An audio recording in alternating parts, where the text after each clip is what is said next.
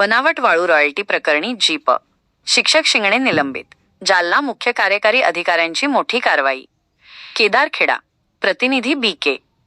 धसाळ. जाफराबाद. बनावट वाळू रॉयल्टी पावत्या सादर करून महसूल प्रशासनाची दिशाभूल करणे. जाफराबाद तालुक्यातील एका जिल्हा परिषद शिक्षकाला चांगलेच महागात पडले आहे. अवैध वाळू साठा आणि फसवणुकीचा ठपका ठेवत जिल्हा परिषद जालना येथील मुख्य कार्यकारी अधिकाऱ्यांनी सहाय्यक शिक्षक ज्ञानेश्वर काशीनाथ शिंगणे यांना अखेर निलंबित केले आहे. नेमके प्रकरण काय?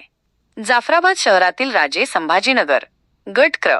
49 परिसरात अवैध वाळूचा साठा करण्यात आल्याची तक्रार प्रवीण सुभाष पिंपळे यांनी महसूल विभागाकडे केली होती.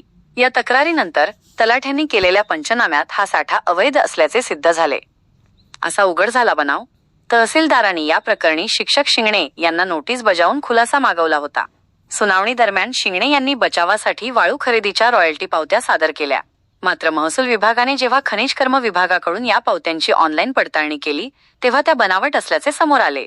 शासनाचा महसूल बुडवणे आणि प्रशासनाची दिशाभूल केल्याचा गंभीर ठपका त्यांच्यावर ठेवण्यात आला. प्रशासकीय कारवाईचा बडगा. शिक्षण विभागाने या प्रकरणाची सखोल चौकशी केल्यानंतर संबंधित शिक्षकाचे वर्तन हे शासकीय कर्मचारी शिस्तभंग नियमांचे उल्लंघन करणारे असल्याचे निष्पन्न झाले. त्यानुसार मुख्य कार्यकारी अधिकाऱ्यांनी निलंबनाचे आदेश निर्गमित केले. गट शिक्षणाधिकाऱ्यांची भूमिका संशयाच्या भोवऱ्यात. पेक्षा जास्त या प्रकरणाबाबत अधिक माहितीसाठी गट शिक्षणाधिकारी सतीश शिंदे यांच्याशी संपर्क साधला असता त्यांनी पत्रकारांना स्पष्ट माहिती देण्याऐवजी उडवाउडवीची उत्तरे दिली.